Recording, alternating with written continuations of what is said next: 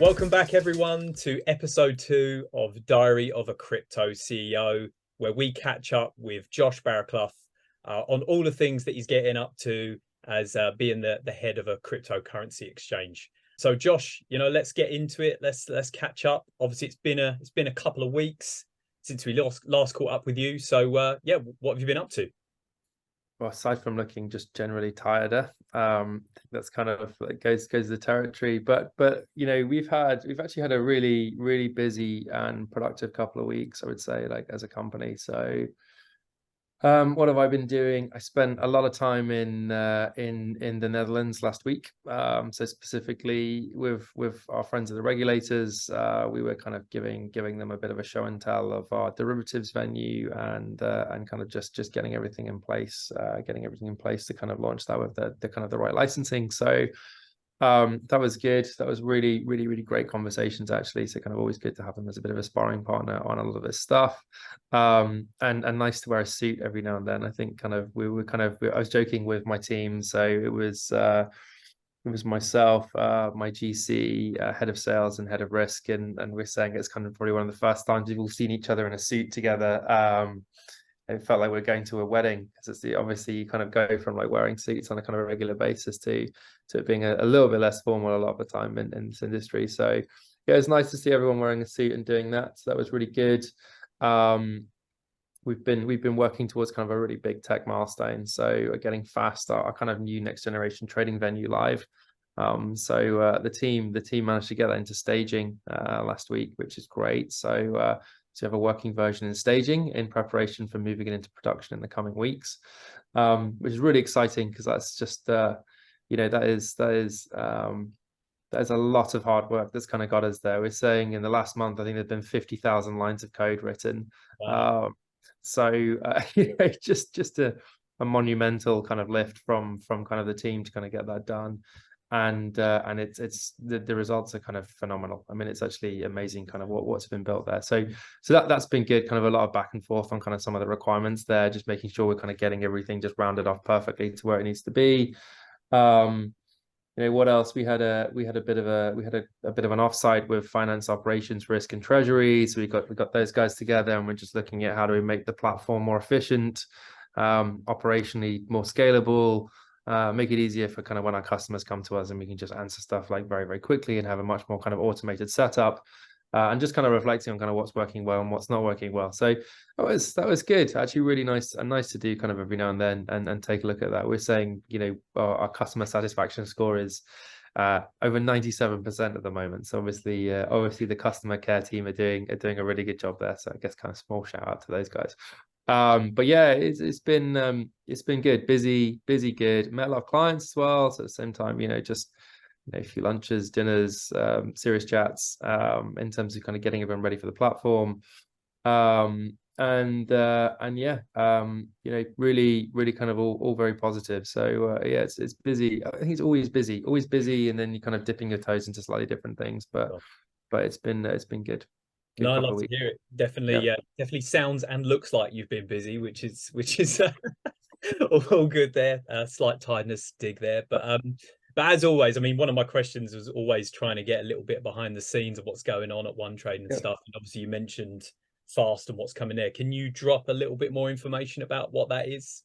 Yeah, I feel like I always talk about it, so I never really know where I talk about it, because I think it's kind of one of those things I'm just generally quite excited about. But the way to think about it is, I guess one of the things we care about is bringing the cutting edge tech from the TradFi world into the crypto world. So we hired some incredibly talented quant engineers who've come in and really set about building, what started off as we wanted a fast trading platform to what has clearly become like the very fastest trading platform that's out there in the market by a really considerable margin. So, we have the new trading platform, which is called Fast, and basically you can do a round trip. So this concept of a round trip is like, I can request a price, place an order.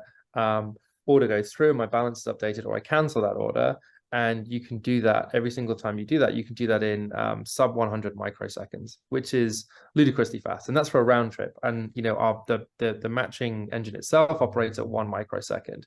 So this is and I think we're actually trying to find a way to explain this to people, because it's quite hard to really understand how much better it is than what's out there. So we've got this visual we're creating at the moment, which is just pinging orders, and then you can see orders on different venues. So you can see kind of the time differential in the two of them.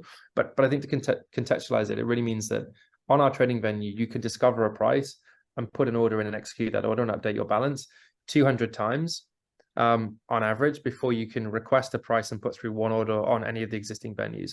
So it's if you're a trading firm that's trading any particular size on a regular basis, it means the price discovery and execution advantage you have on our venue or kind of new trading venue is significant. Like, it's very, very significant. So this is kind of what we're going to go live with. And so actually what we're going to be doing is we have kind of the working exchange at the moment. We're effectively decommissioning that. So all customers are moving on to this new super fast exchange, retail or institutional. We are actually going to reduce the number of pairs that we have. So we're going to see a big reduction in the number of pairs. We're actually going to initially start with around 10 pairs that we're listing. But the goal is for those 10 pairs to have extremely liquid and deep and tight books, trading incredibly quickly with a number of liquidity providers. So we've basically, instead of having this like massive long list of pairs that are listed at the moment, where we're kind of often the liquidity isn't there or the setup isn't there, we're trying to let's start with a concise list of like, what are the top markets? Let's make sure we're the best in class in all of those markets, and then let's slowly kind of expand from there and then build kind of the market from that perspective. So that's what we're doing. That's what went into staging this week. And so we've got a couple of our big liquidity partners are basically testing it at the moment and trying to break it, which is obviously kind of the goal of this kind of phase of the testing.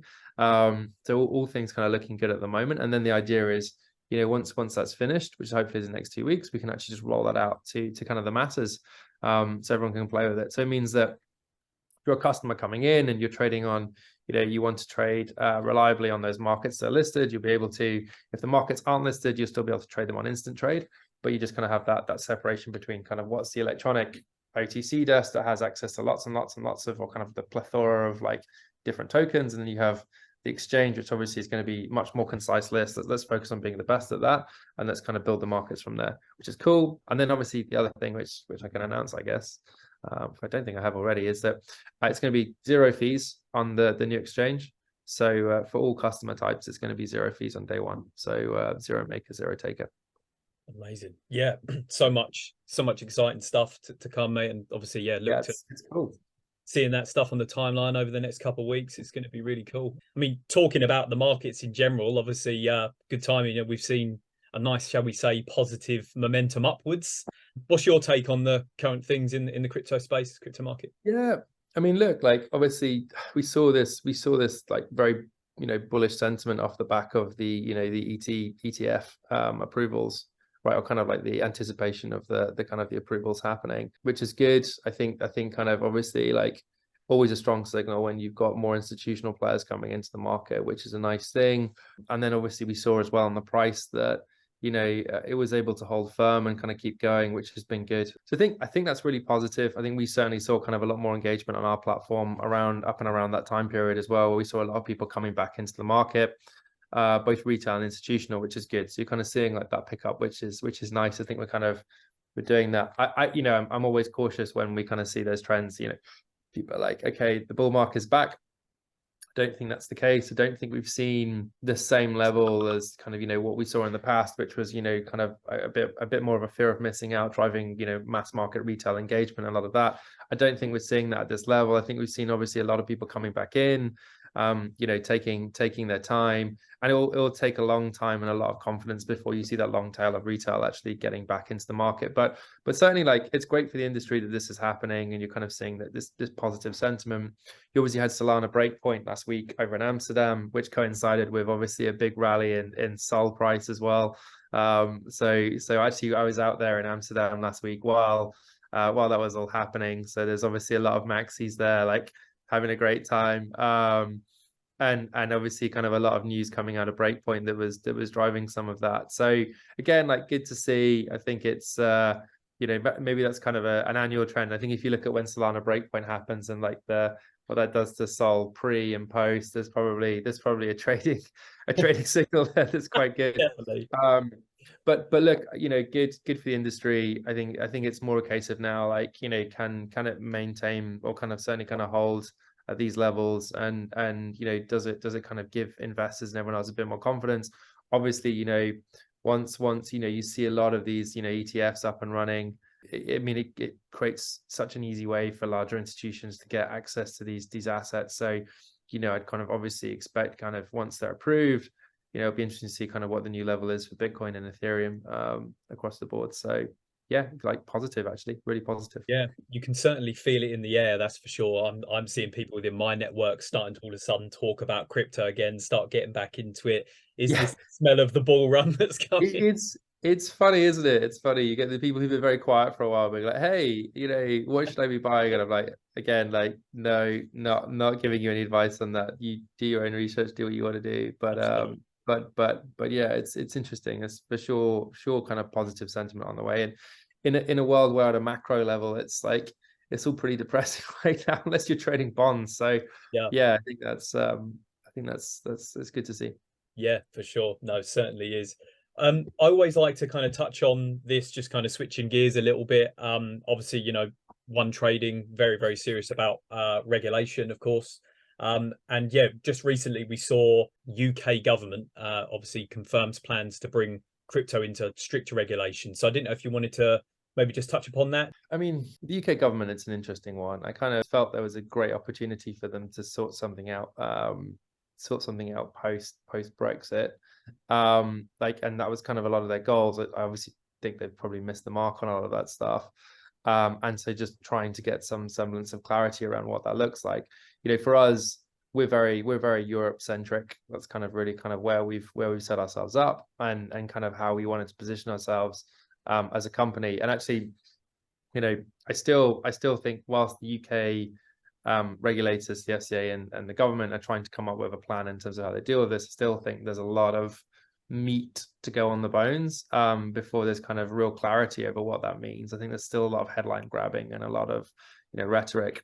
They recently kind of rolled out the kind of financial promotions regime and some changes there, which is why you're seeing a lot of businesses, ours included, who kind of have like the disclaimers now, which is, unless you're a professional trader, we won't kind of onboard you to kind of our platform. And in certain situations, I know a lot of venues have basically registered approvers who are actually allowing them to onboard retail customers, but it's still not super clear on kind of what the long-term setup looks like. I think what we're hoping for is, we have with our OTF license, or kind of with our MiFID II license, the goal is that you have a level of equivalency in different jurisdictions. So right now we can obviously, with the OTF that we'll have, we'll be in a position to kind of work directly in each European jurisdiction. We also have CEF equivalents to the US. And I think our hope is actually, and it has been indicated in some of the language that the UK regulators have put out, the kind of the view is that we will also have some level of equivalency in the UK as well. So kind of like actually having that, because it's a proper MiFID trading venue license, in the traditional sense of traditional finance, it means that they have all these equivalencies in different jurisdictions. So I think that'll work out. But yeah, I guess the long and short is, yeah, until it's on paper and it's policy and it's super clear, I tend to just we'll leave them to it, and we'll continue to kind of work with the European regulators and come up with kind of what we see as the kind of viable plan. Sure. No, super wise approach. Kind of keep an eye on it and watch this space in that respect. Well, I think there's also, it's only so many, I guess, kind of areas that you can spend your time on. And I think it's one of those of, we can chase everything that happens in the industry, and try and influence everything, or we kind of like, we make our plan and our approach and pick our markets, and kind of double down on how we want to interact with those. Yeah, love it. Absolutely. Focusing on what you guys do best, which is always a great strategy. Again, obviously love getting some insight into your world and what you're up to. We know that you're often here, there, and everywhere. So yeah, is there any events coming up, or what does kind of the next couple of weeks look like for you? No more. Yeah, there's some events, there's some I think there's I guess it wouldn't be the digital asset world if there wasn't some interesting events coming up. So think I'm speaking on a panel about derivatives in Mexico at the beginning of December. So that's for Fireblocks' event, which should be a very enjoyable one. I think there's a good group of kind of institutional players coming out there. So that's always a very good one for the industry. We might also be in. I think we're just confirming this at the moment, but we might also be in Las Vegas with Amazon for kind of an announcement at the end of November. Kind of in keeping with kind of the launch of Fast. So we've been doing a lot of work with those guys. So obviously, you know, I can't promise anything yet, but I think that's something that we're kind of obviously working towards, which would be quite good. And then outside of that, there's always kind of small little events and gatherings every now and then. So tend to be kind of, you know, tend to work out where I am during the week and then see what's going on and see if there's anywhere that needs me. So yeah, there's always kind of a good group and a few different business areas to catch up on. So yeah, a lot of interesting meetings, I would say, lined up for the next couple of weeks.